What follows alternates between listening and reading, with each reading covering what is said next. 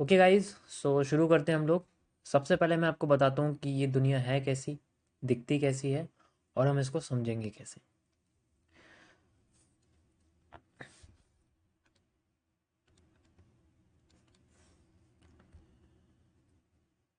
मैं आपको यहाँ पर एमएमसी का स्टार्टअप बताना चाहता हूँ, जिसके अंदर फेज़ 1 हम शुरू करेंगे। फेज़ 1। और देखो, वैसे बेसिकली मैंने इनको फेज वेज में बांटा नहीं है, डायरेक्ट आपको वीडियोस शो हो रही होंगी, बट आप इनको जनरली फेज में बांट सकते हो। 22 फेज है, उनको मैंने टोटल एक साथ कंबाइन कर रखा है। तो जहाँ तक फेज़ 1 खत्म होगा, उसके बाद के जो जितने भी कॉन्सेप्ट्स हैं फेज़ 2 से लेके फेज़ 22, वो आपको टोटल एक वीडियोस मिल जाएंगी। ठीक है, वो सीरीज वाइज नहीं है। मतलब सीरीज वाइज मैंने फेजेस के, सॉरी, नेम नहीं डाला है, लेकिन आप वहाँ से देख सकते हो उनको। यहाँ हम बात करेंगे the world of financial market जंगल।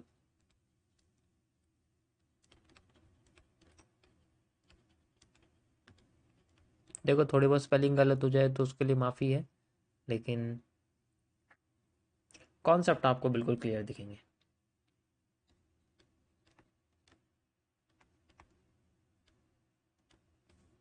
सो ये जो फाइनेंशियल मार्केट का मतलब क्या है, फाइनेंस का मतलब होता है पैसा, जहाँ पैसा इन्वॉल्व होता है। ठीक है, तो हम उस दुनिया की बात करेंगे जहाँ पर हमारा मनी, यानी कि जहाँ पैसा इन्वॉल्व होता है, जहाँ मनी इन्वॉल्व होता है।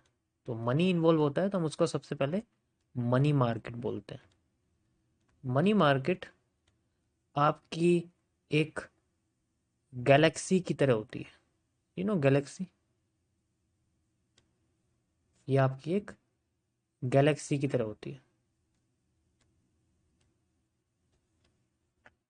जैसे हमारी मिल्की वे गैलेक्सी है, इस मनी मार्केट के अंदर ये फाइनेंशियल मार्केट आती है।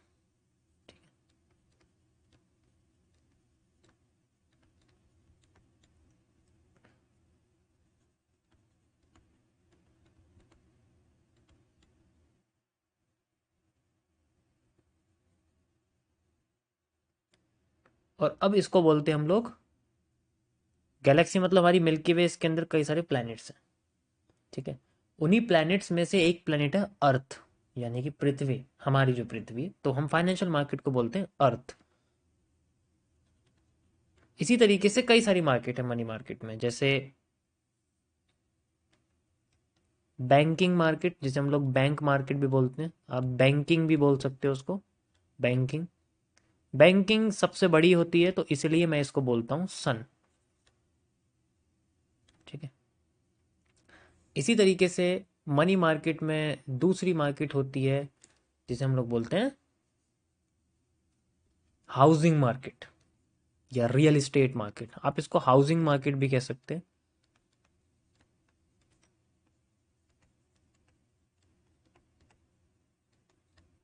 ठीक है, अब हाउसिंग मार्केट हमारी, ये भी बहुत बड़ी मार्केट है, लेकिन इतनी बड़ी नहीं है, ये सेकंड नंबर पे आती है। ठीक है, मतलब देखा जाए तो इसके मुकाबले, लेकिन ये इतनी भी बड़ी नहीं है, बट फिर भी हम इसको सेकंड नंबर पे मानते हैं, तो इसीलिए मैं इसको बोलता हूँ जुपिटर। ठीक है, जुपिटर। इसी तरीके से और मार्केट होती है, जैसे हम बात करते हैं नेक्स्ट मार्केट के बारे में। और भी कई सारी इसके अंदर मार्केट्स बेसिकली, जैसे एक मार्केट होती है हमारी, आप कंट्री वाइज अगर आप देखोगे तो सी है, जैसे आपका समुद्र है एक, समुद्र भी आपका एक तरह से जो होता है मार्केट। और अब समुद्र और पानी किसके अंदर है, देखा जैसे कि हमारे पास नेपच्यून है। चलो वो थोड़ा सा साइंस से रिलेटेड हो जाएगा, मैं सिंपल भाषा में समझाता हूँ आपको, आप समझे नहीं अभी भी। ठीक है, तो ये कई सारी पैसे, ये वो चीजें जहां पर हमारी बेसिकली पैसे को बढ़ाया जाता है, घटाया जाता है, फ्लो किया जाता है, ये उन जगहों के नाम है। ठीक है, जैसे हमारी गैलेक्सी में कई सारी चीजें फ्लोट करती रहती है ना सन के चारों तरफ, इस तरीके से आप इनको कहते हैं। लेकिन सन भी यहाँ पर एक तरह से फाइनेंशियल मार्केट, यानी कि मनी मार्केट का हिस्सा है। मनी मार्केट का एक हिस्सा है सन। सन के चारों तरफ ये लोग घूमते हैं, क्योंकि बैंक से पैसा निकलेगा तो वो हाउसिंग मार्केट में चलेगा, इसलिए मैंने इसको सन बोला है। बैंक का मतलब सन, बैंकिंग। अगर हम कहीं पर भी इन्वेस्ट करते हैं तो बेसिकली हम बैंक से निकाल के करते हैं।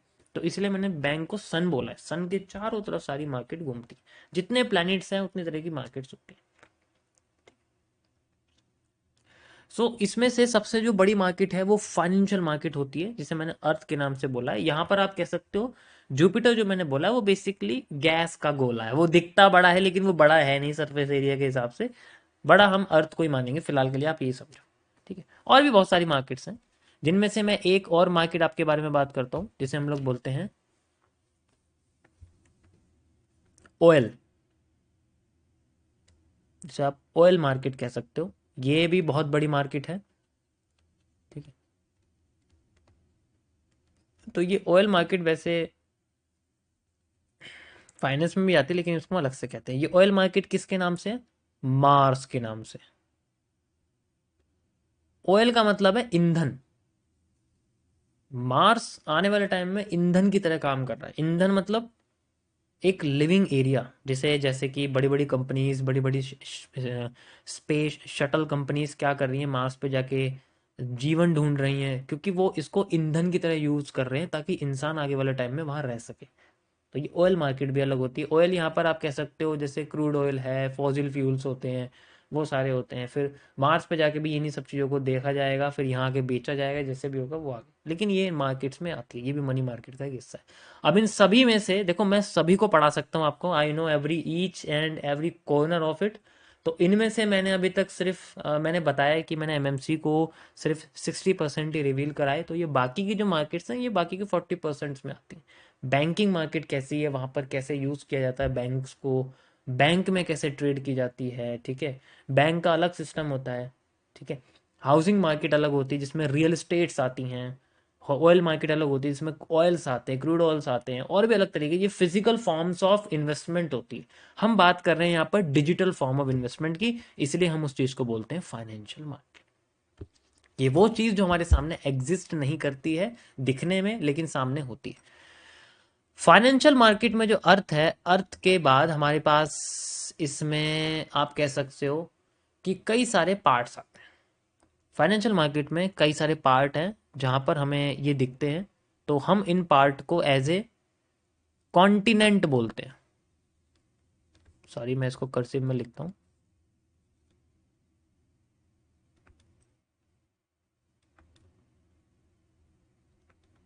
कॉन्टिनेंट्स यानी कि जैसे सबसे बड़ा कॉन्टिनेंट कौन सा है हमारे पास? एशिया। एशिया सबसे बड़ा है। ठीक है, जिसके अंदर रशिया, इंडिया, चाइना, जापान ये सब आते हैं। ये एशिया हमारा कॉन्टिनेंट है बेसिकली। अब फाइनेंशियल मार्केट की दुनिया में सबसे बड़ा एरिया कौन सा है? वो सबसे बड़ा डिजिटल फॉर्म ऑफ एरिया जहां पर सबसे ज्यादा पैसा फ्लोट करता है, वो कौन सी मार्केट है? द फॉरेक्स मार्केट, जिसे हम लोग फॉरेन एक्सचेंज मार्केट कहते हैं।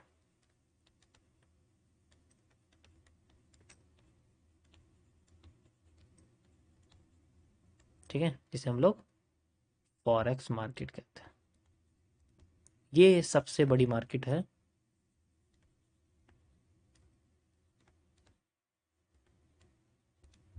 उसके बाद आता है आपके पास में अफ्रीका।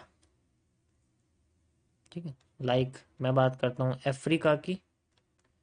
तो अफ्रीका मतलब यहाँ पर आपके सामने आती है वो कॉन्टिनेंट जिसे हम लोग बोलते हैं क्रिप्टो करेंसीज, क्रिप्टो मार्केट। ठीक है, इसे हम बोलते हैं क्रिप्टो मार्केट। ये भी बहुत बड़ी करेंसी बेसिकली आप कह सकते हो। उसके बाद नेक्स्ट कॉन्टिनेंट आता है हमारे पास। ठीक है,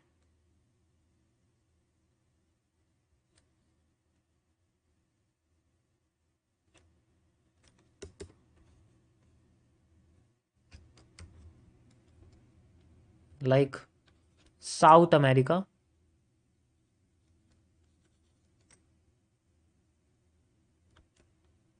ठीक है, और इसे हम लोग बोलते हैं स्टॉक मार्केट।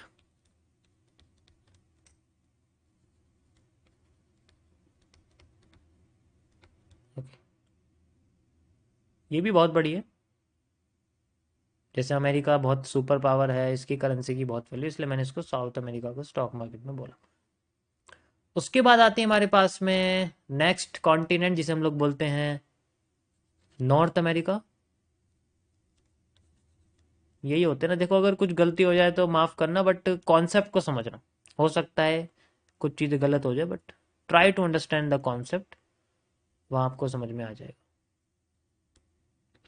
नॉर्थ अमेरिका मतलब कोमोडिटी मार्केट्स।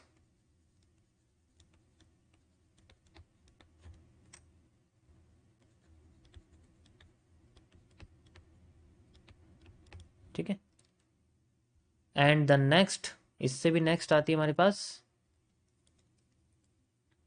नेक्स्ट कॉन्टिनेंट है हमारे पास जिसे हम लोग बोलते हैं ऑस्ट्रेलिया।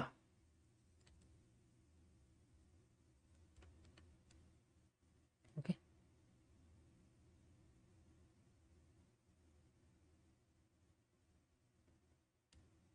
ऑस्ट्रेलिया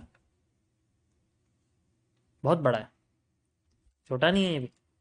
तो इसीलिए हम इसको इस्तेमाल करते हैं गवर्नमेंट बॉन्ड्स की मार्केट में।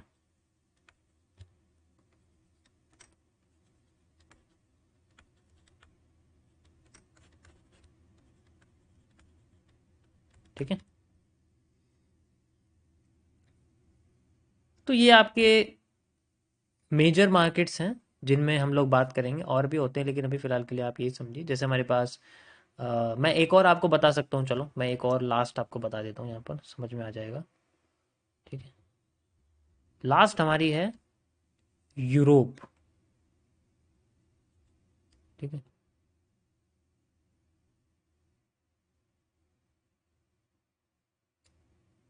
और ये होती है हमारे पास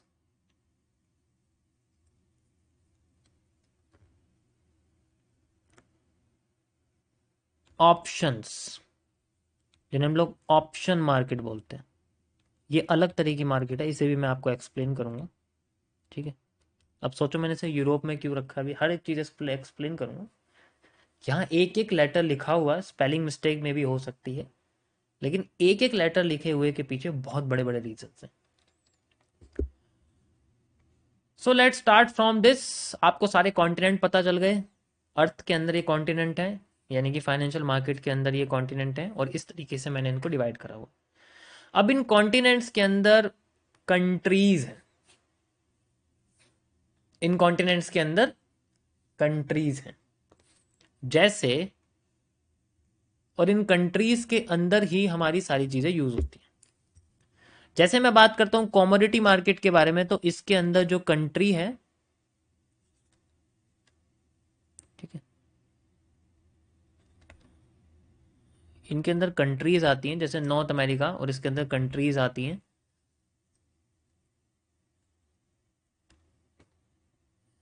जैसे कि हमारे पास गोल्ड, जैसे कि सिल्वर,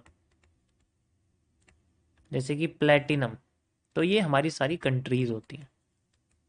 ठीक है। इसी तरीके से स्टॉक मार्केट के अंदर कंट्रीज होती हैं, जैसे शेयर्स,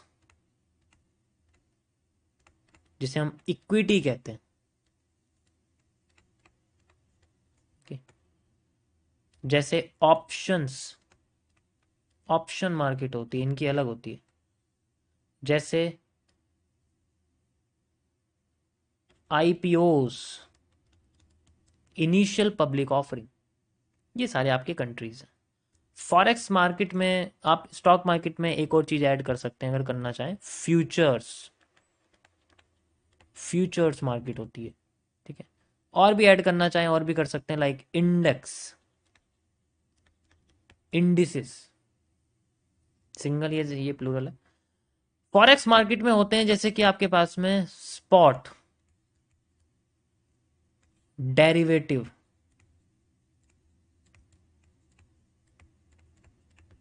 ठीक है, प्रोफर्म।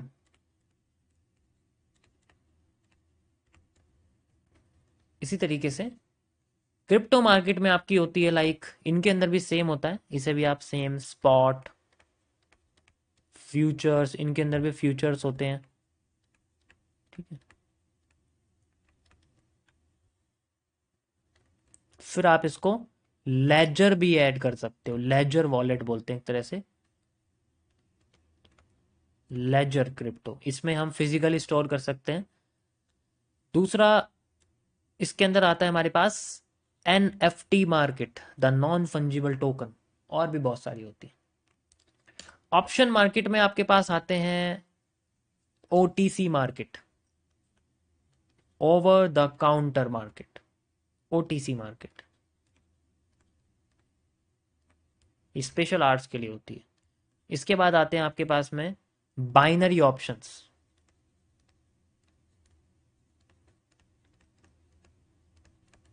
ओके, गवर्नमेंट बॉन्ड्स के अंदर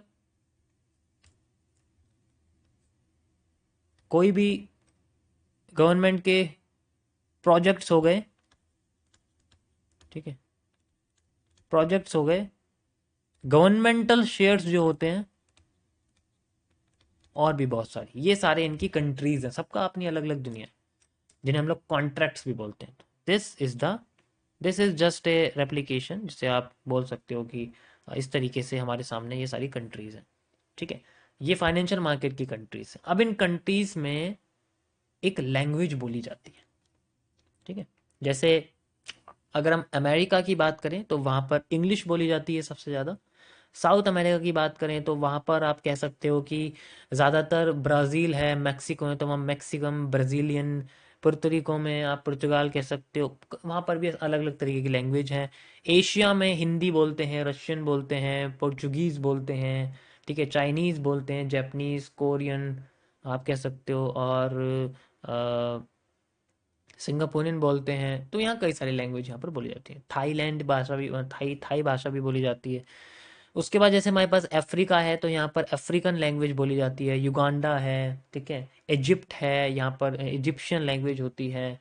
एंड यहाँ पर आप बेसिकली कह सकते हो कि यहाँ इस्लामिक कंट्रीज ज़्यादा होती हैं, ठीक है। एंड उसके बाद नेक्स्ट आपके पास आता है लाइक यूरोप।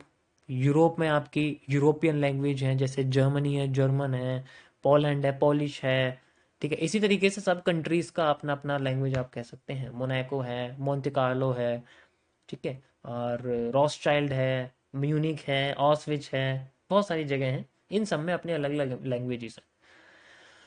ऑस्ट्रेलिया है, ऑस्ट्रेलिया में आप इंग्लिश भी बोलते हैं, और भी बहुत सारी, ऑसी भी है, वहाँ पर बहुत सारी लैंग्वेज यहाँ बोली जाती है। तो हर जो है आप कह सकते हो हर कॉन्टिनेंट के अंदर जो कंट्रीज है सबके अंदर अपनी अलग अलग लैंग्वेज है।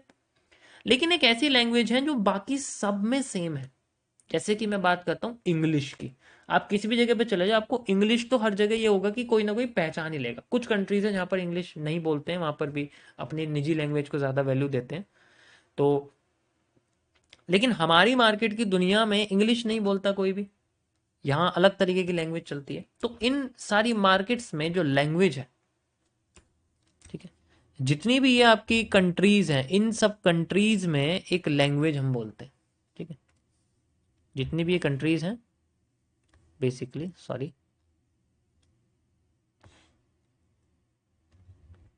जितनी भी हमारी कंट्रीज है इन सब में एक लैंग्वेज बोली जाती है, ठीक है।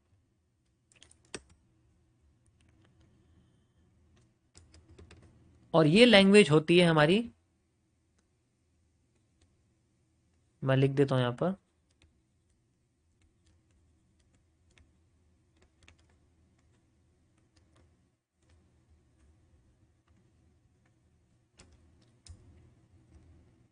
लाइन चार्ट, ओके, बार, यहां पर इन सब की वैल्यू बताएगा ना कोई। अब जैसे अगर मैं बात करता हूँ यहाँ पर लैंग्वेजेस हैं, तो जैसे मैं किसी भी गोल्ड की, सिल्वर की, प्लेटिनम की बात करूँ, किसी इंडेक्स शेयर इक्विटी की बात करता हूँ, किसी ऑप्शन फ्यूचर आईपीओ की बात करता हूँ, किसी स्पॉट फॉरेक्स मार्केट, कोई भी हो सकता है, डेरिवेटिव हो सकता है, प्रॉप फर्म हो सकती है बेसिकली आपकी, क्रिप्टो मार्केट में कोई भी स्पॉट, यानी कोई बिटकॉइन, क्रिप्टो, कुछ भी, इन सब में लैंग्वेज बोली जाती है। इन सबको रिप्रेजेंट करने के लिए इनका प्राइस होता है, इनकी वैल्यू होती है, इनकी रिप्रेजेंट की जाती है। तो bar, candles,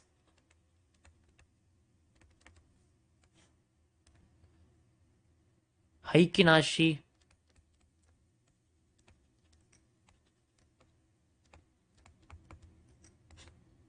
रैंको, kagi and so on, volume footprint, volume candles, ठीक है। तो कई सारी ऐसी वो हैं जो यहाँ पर बोली जाती हैं जिन्हें हम रिप्रेजेंट होता है। अब इनमें से ऐसी कौन सी लैंग्वेज है जिसे आप ये कह दो कि ये मानो रशियन है, ये हिंदी है, ये सब कुछ है। तो इन सब में एक ऐसी भाषा है जो सब में यूज होती है।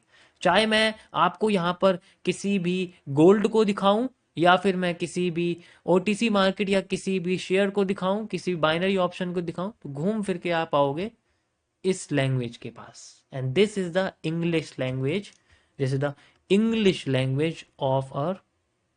इसको मुझे आपको अलग कलर से दिखाना पड़ेगा क्योंकि ये ही सब कुछ है। This is everything. ये जो आप देख रहे हो ये ही है जो आपको हर चीज बताएगी, दिस लैंग्वेज। सो अब आप समझो मैं आपको क्या बताने की कोशिश कर रहा हूं इतनी देर से। लाइक ये मैं आपको ये समझाने की कोशिश कर रहा हूं कि this type, this chart type जिसे आप बोलते हो, is a type of language.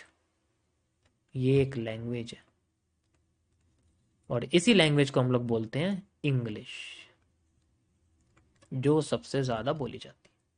अब इस इंग्लिश लैंग्वेज के अंदर कुछ अल्फाबेट्स आते हैं, जैसे ए, बी, सी, डी, ई, एफ। आपने देखा होगा इस लैंग्वेज के अंदर बेसिकली कुछ अल्फाबेट्स आते हैं। अब हमारे कैंडल्स के अंदर अल्फाबेट्स आते हैं, ठीक है। बात करते हैं हम लोग अल्फाबेट्स की।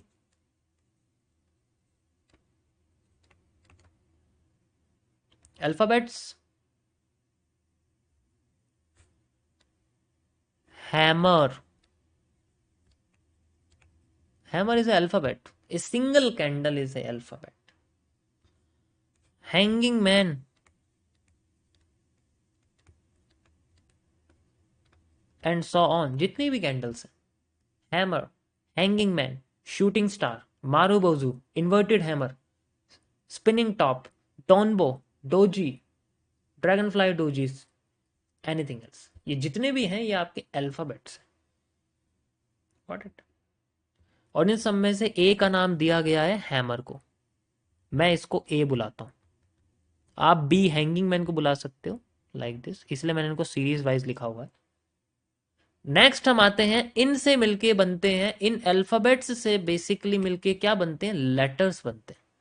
ओके, इन अल्फाबेट से मिलकर आपके लेटर्स बनते हैं। लाइक इज, एम, आर, ठीक है, द, देम, दे, ये सारे लेटर्स बनते हैं इंग्लिश के। हमारी लैंग्वेज में इन लेटर्स को बोला जाता है 2 CPs, 3 CPs, 4 CPs, 2 candlestick pattern, 3 candlestick pattern, 4 candlestick pattern. 2 CP like आप कह सकते हो जैसे कि bullish engulfing,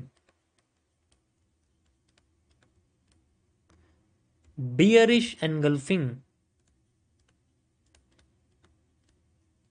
morning star 3 CP में आता है। तो ये मैं थोड़ी इनको एनगल्फिंग लिख देता हूँ, इनके आगे एनगल्फिंग लिख देता हूँ मतलब।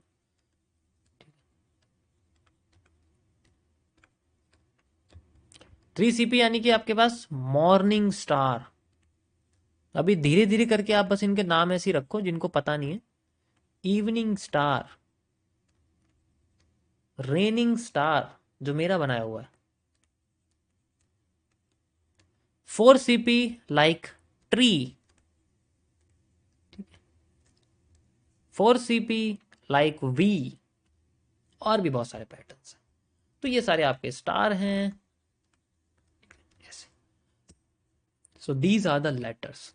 अब लेटर्स तो पता लग गए, इनमें सबसे ज्यादा आने वाला जो लेटर है वो आपको मिलेगा बुलिश और बियरिश एनगल्फिंग। तो बुलिश एनगल्फिंग हमारे लिए सबसे मेन है, जो मार्केट को अपसाइड करता है, और बेरिश एनगल्फिंग जो मार्केट को बेसिकली आपके डाउन साइड करती है।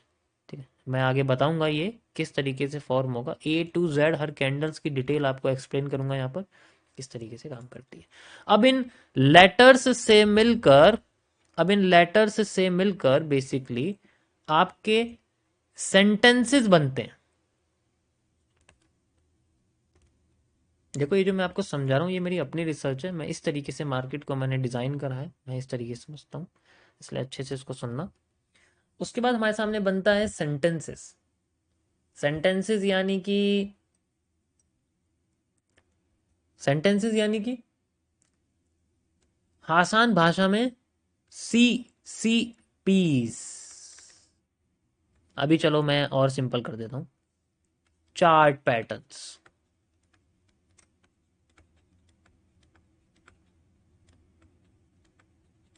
Okay, chart patterns like double top, double bottom, ठीक है, double top, double bottom,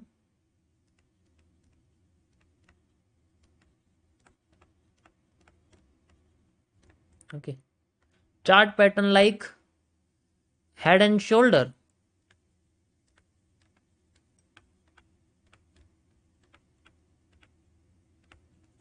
okay, chart pattern like pennant and so on, parallel channel etcetera, बहुत सारे। So these are the chart patterns, इनको समझना पड़ता है। ये है गाइस हमारी फाइनेंशियल मार्केट की एक छोटी सी दुनिया। अब इन सब से मिलके हम लोग क्या करते हैं, दो चीजें करते हैं। एक, अपना पैसा बनाते हैं, एक दूसरे का पैसा बनाते हैं, या फिर तीसरा हम सिखाते हैं, जो कि मैं आपको बताऊं। तो इन सब में जो अपॉर्चुनिटीज हैं वो बहुत ही रेयर हैं। फाइनेंशियल मार्केट में जो अपॉर्चुनिटीज होती हैं जिनके बारे में हम लोग बात करेंगे, ठीक है, तो एक पार्ट यहाँ से निकलता है आपका फाइनेंशियल मार्केट की एक और दुनिया है, जैसे उस कॉन्टिनेंट को हम लोग बोलते हैं अपॉर्चुनिटीज, ठीक है। वैसे तो कोई कॉन्टिनेंट बचा हुआ नहीं है, लेकिन फिलहाल के लिए भी आप समझो, तो इन अपॉर्चुनिटीज में क्या क्या आता है उसके बारे में हम बात करेंगे।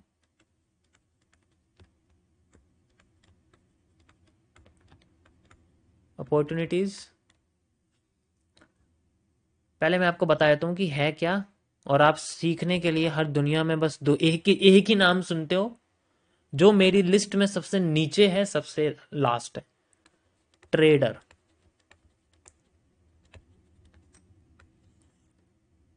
फिनफ्लुएंसर, फाइनेंशियल फिनफ्लुएंसर, जिसे हम लोग फिनफ्लुएंसर बोलते हैं, ठीक है। 99% फ्रॉड होते हैं इनमें। Next, analyst like me. Next, brokers. Next, consultancy firms.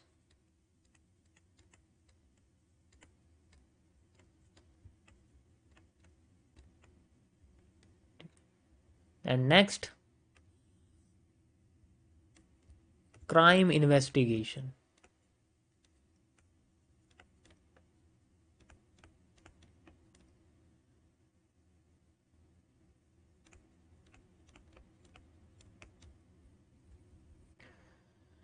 So these are some things, जिनमें सबसे आखिरी स्टेट में आता है ये, it's just like a medical store, कि अगर मेरी BA, B pharma, M pharma, D pharma की डिग्री करने के बाद मैं अगर किसी भी बड़ी दवाई की कंपनी में एज ए रिसर्चर नहीं लग पाया, दवाई बनाने के लिए साइंटिस्ट नहीं बन पाया, क्योंकि मैंने मेहनत तो उतनी करी नहीं, तो मैं कैसे बन जाऊंगा? कंपनी लेने की नहीं है मेरे को, चाहे मेरे पे डिग्री कोई सी भी हो।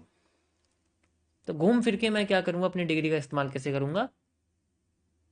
मेडिकल स्टोर खोलकर। तो ये मेडिकल स्टोर होता है सबसे लास्ट में, कुछ नहीं आया तो ट्रेडर बन जाओ, जो इन सब अपॉर्चुनिटीज के सामने तो कुछ भी नहीं है। उसके बाद आता है, ये सबसे खतरनाक है, डोंट गो फॉर दिस, क्योंकि इसमें जो फिनफ्लुएंसर हैं, जो यूट्यूब ट्रेडर्स हैं, जो ये सब हैं, ये वो हैं जो क्योंकि देखो पहले आप ट्रेडर को समझो क्या होते हैं, उसके बाद आपको ये समझ में आएगा। ट्रेडर बेसिकली अपना पैसा लगाता है, ठीक है। क्या करता है वो? अपना पैसा लगाता है, ट्रेड करता है अपने पैसे से,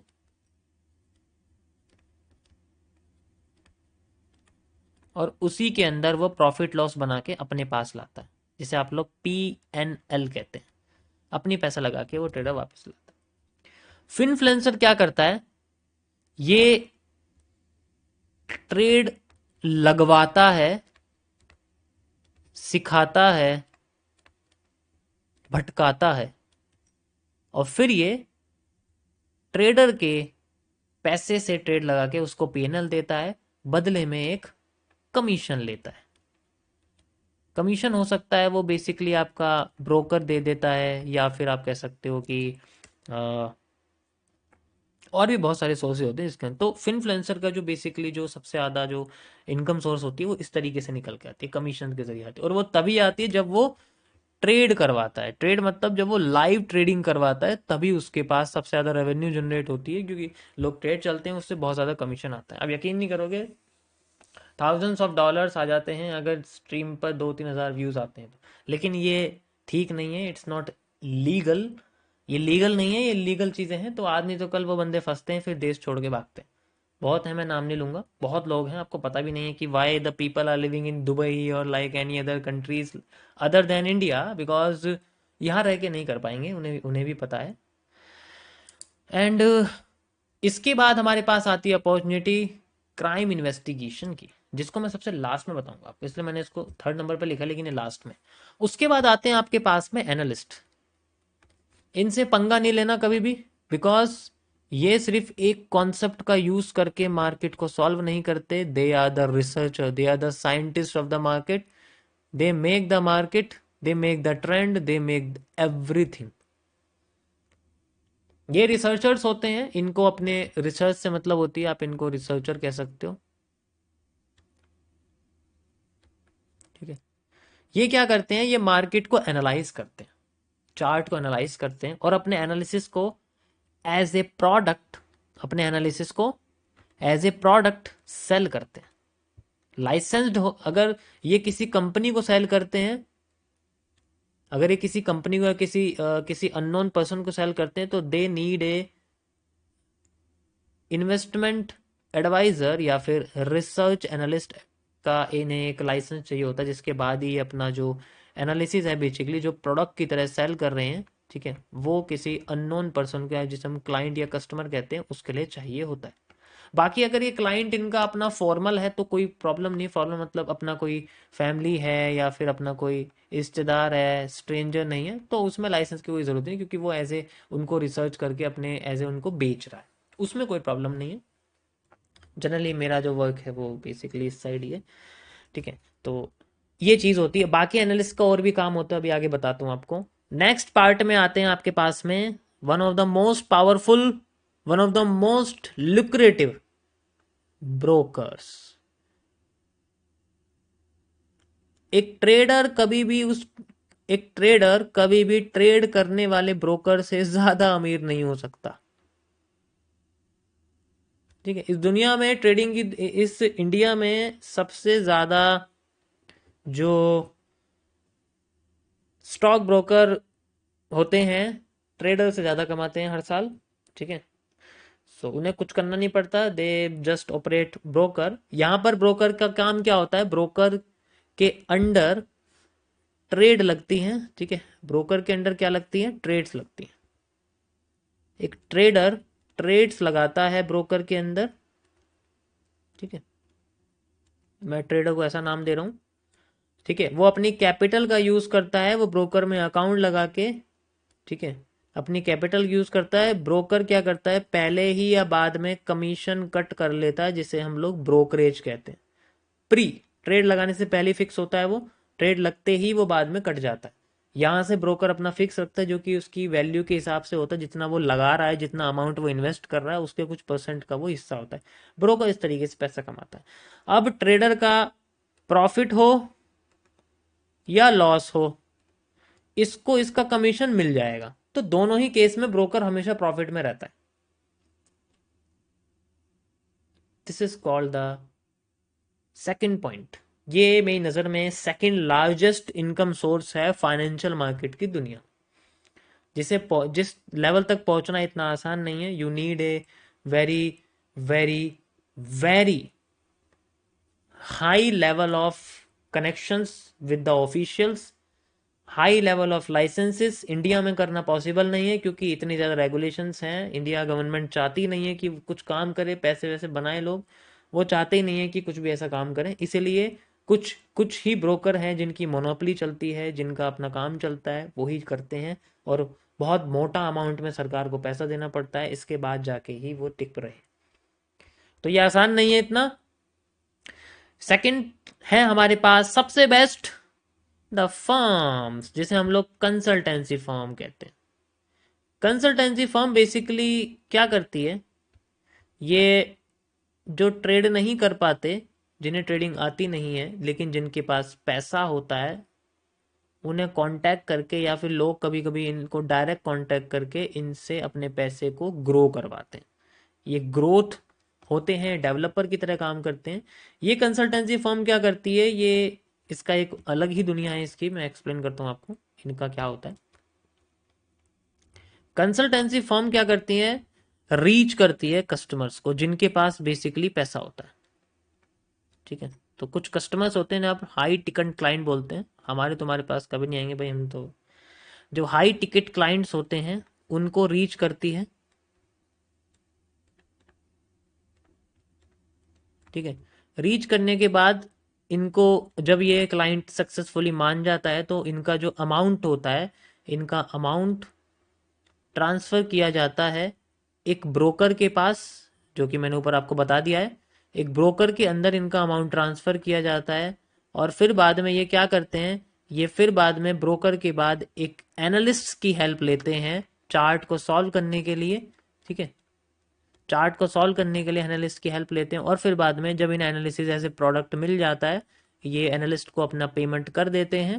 ठीक है, एनालिस्ट को अपना पेमेंट मिल जाता है, एनालिस्ट यहाँ से चला जाता है अपना एनालिसिस देने के बाद, और फिर कंसल्टेंसी फर्म ब्रोकर में ट्रेड लगा के उन्हें प्रॉफिट वगैरह दोबारा से क्लाइंट्स को देती रहती है, और उसी पैसे से नेक्स्ट वो अपना कमीशन भी निकालती है, जैसे 5%, 10% है, 20% है, जैसे भी होता है उनका अपना हिस्सा होता है।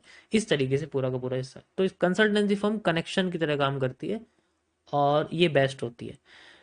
ये इसका एक और पार्ट आता है जिसे हम लोग बोलते हैं बाहर की दुनिया में हेज फंड। हेज फंड भी इसी तरीके से काम करता है, ये स्टॉक मार्केट में काम करते हैं। और भी आते हैं जिन्हें हम लोग बोलते हैं प्रॉप फर्म। अभी मैं दोनों एक्सप्लेन करूंगा, डोंट वरी, हर एक चीज आपको बताऊंगा किस तरीके से काम करती है। ये कंसल्टेंसी फर्म आई होप समझ में आ गया होगा, है ना। अब ये जो हमारे सामने हेज फंड और प्रॉप फर्म है, इनकी क्या दुनिया है, इनको हम लोग आगे एलेबोरेट करते हैं कि कंसल्टेंसी फर्म के अंदर ये दोनों किस तरीके से काम करती हैं। सबसे पहले हम लोग बात करेंगे हेज फंड के बारे में।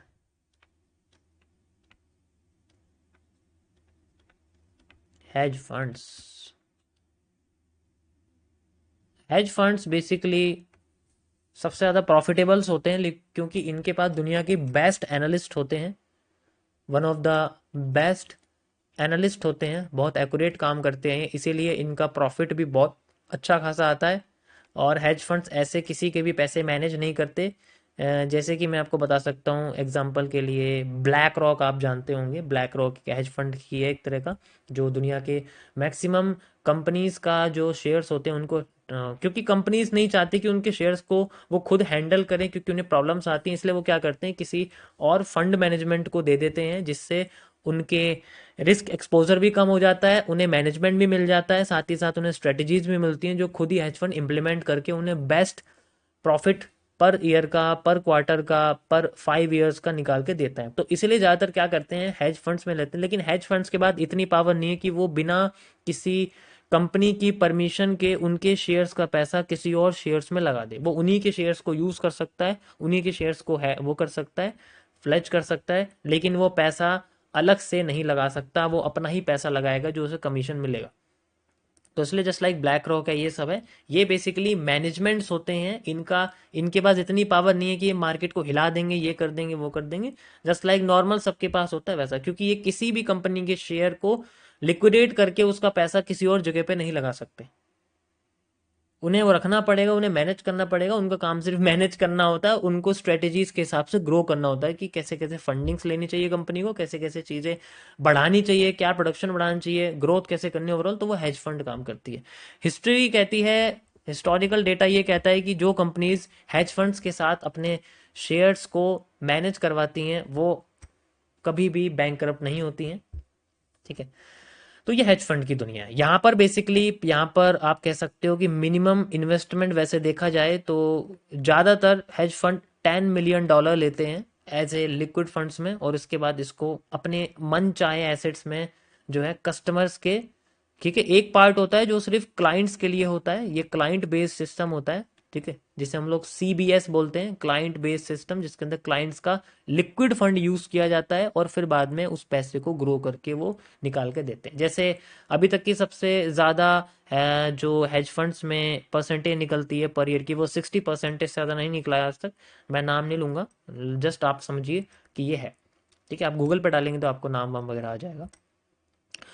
उसके बाद आता है इनका दूसरा पार्ट होता है हेज फंड का, वो होता है शेयर्स मैनेजमेंट का, जो कि मैंने अभी आपको समझाया। शेयर्स मैनेजमेंट में बेसिकली ये इनकी कुछ लिमिट होती है, जैसे कि मैं एग्जैक्ट तो नहीं जानता लेकिन सोर्सेज के हिसाब से कहते हैं कि हर कंपनी के मिनिमम आप कह सकते हो कि 90% जो शेयर हैं वो बेसिकली आप कह सकते हो पब्लिक होते हैं, और बाकी के जो 10% होते हैं वो हमेशा जो है उनमें से कुछ अमाउंट जो है ये हेज फंड्स मैनेज करते हैं ज़्यादातर कंपनीज में। इसलिए इनके पास सबसे ज़्यादा ट्रिलियंस ऑफ डॉलर्स में इनके पास assets funds asset under management होते हैं, जिन्हें हम लोग AUM बोलते हैं, ठीक है, वो चीज़ें यहाँ पर यूज होती है। ये जो हेड फंड्स की कहानी होगी, देखो ये बहुत बड़ी चीज़ है, ये बस आपको इन्फॉर्मेशन के लिए बता रहा हूँ, ये नॉर्मल पीपल के लिए नहीं है, ये कभी भी आपको रीच नहीं करेंगे, ठीक है। नेक्स्ट आपके सामने आता है प्रॉप फर्म। इसके अंदर अमेरिकन एक्सप्रेस भी आता है। अगर मैं MX की बात करूं, why the MX give the, just like उनके सबसे महंगे क्रेडिट कार्ड्स होते हैं, सेंचुरियन है, बहुत सारे क्रेडिट कार्ड्स होते हैं, ठीक है, बिजनेस है, वो सारी चीज़ें हैं। तो वहाँ पर बेनिफिट्स वगैरह ही मिलते हैं, उनसे भी कुछ थोड़ा बहुत लिंकेज है जो कि बैंकिंग सिस्टम में है, वो मैं देखो यहाँ खुल के नहीं बता सकता, सॉरी, वो इसके अंदर है, ये थोड़ा सा कॉन्फिडेंशियल टॉपिक है कि ये बैंकिंग का क्या सिस्टम है, किस तरीके से ये यूज़ होता है, वो आपको बताता हूँ। नेक्स्ट आप इसमें समझिए, देखो मेरे पास कोई बुक नहीं है, ये मैं अपने माइंड से आपको बता रहा हूँ, अभी मैंने कुछ नहीं खोला हुआ, ठीक है, बुक होती तो फिर हो सकता था ये और बड़ा हो जाए चार्ट, बट मुझे ज़रूरत नहीं है बुक की, बिकॉज मेरे पास 7-8 साल का एक्सपीरियंस है, तो मैं बता सकता हूँ तुम्हें बिना किसी किताब के। उसके बाद आपके सामने जो ये प्रॉप फर्म है, इसके बारे में हम लोग बात करेंगे, कैसे हमारे पास ये यूज होती है, प्रॉप फर्म का क्या मतलब है। प्रॉप फर्म उन लोगों को मौका देता है जो ट्रेडर बनना चाहते हैं, उन लोगों को मौका देता है जो अपना पैसा हेज फंड की तरह इन्वेस्ट करना चाहते हैं, लेकिन हेज फंड वाले पैसा लेते नहीं है इतने अमाउंट से नीचे, तो 10 मिलियन से नीचे जो अमाउंट होता है वो बेसिकली प्रॉप फर्म इन्वेस्टर से लेते हैं, ठीक है।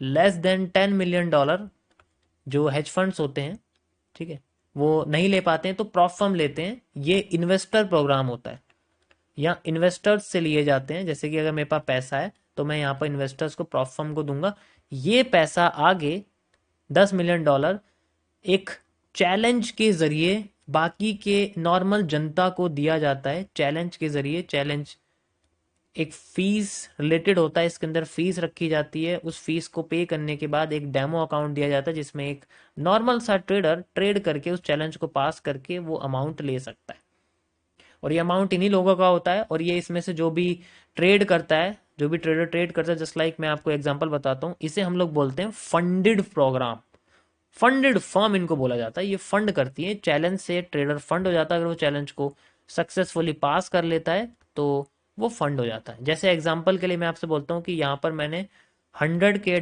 का जो है मैंने अकाउंट लिया है, जो कि मुझे करीब पड़ा है, आप कह सकते हो $900 में, मैंने $900 लगा के $100K का अमाउंट लिया है और मैंने इसको पास कर लिया, तो मेरे पास जो अमाउंट है अब मेरा इतना हो जाएगा।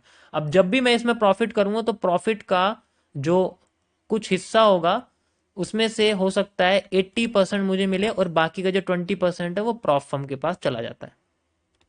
अब इस 20% में से जितने परसेंटेज इन्वेस्टर के साथ सेट किए जाते हैं वो पैसा प्रॉप फर्म वापस इन्वेस्टर को एज ए प्रॉफिट इंटरेस्ट के नाम पर वापस दे देती है। ऐसे इन्वेस्टर का पैसा बनता है, ऐसे प्रॉप फर्म का पैसा बनता है। जस्ट लाइक इनको 5% मिलता है, इनको 5% मिलता है, तो इसका हर बार 5% इसको इंक्रीज होता रहता है जैसे जैसे प्रॉफिट बनता रहता है। हो सकता है और भी ज़्यादा, बहुत ज़्यादा होते हैं। तो इस तरीके से प्रॉफर्म हेल्प करती है नॉर्मल ट्रेडर्स की, ताकि उनके छोटे अमाउंट को वो बड़े अमाउंट से ट्रेड कर पाए। ठीक है, लेकिन इसका चैलेंज पास करना थोड़ा सा मुश्किल होता है। वैसे तो देखो मैं जानता नहीं हूँ, लेकिन मैं कुछ आपको प्रॉफर्म रिकमेंड कर सकता हूँ, आप यूज़ कर सकते हैं, लेकिन अभी फ़िलहाल के लिए तो नहीं। कभी फ्यूचर में अगर मैं आपको प्रॉफर्म से रिलेटेड बताऊँ, क्योंकि मेरा फील्ड ट्रेडिंग नहीं है, तो मैं फाइनेंस से ज़्यादा आपको बता नहीं सकता। बट यू कैन सी $900 से देखो 100K का अकाउंट मिल गया, ये एवरेज नंबर है, करीब करीब इतना ही होता है।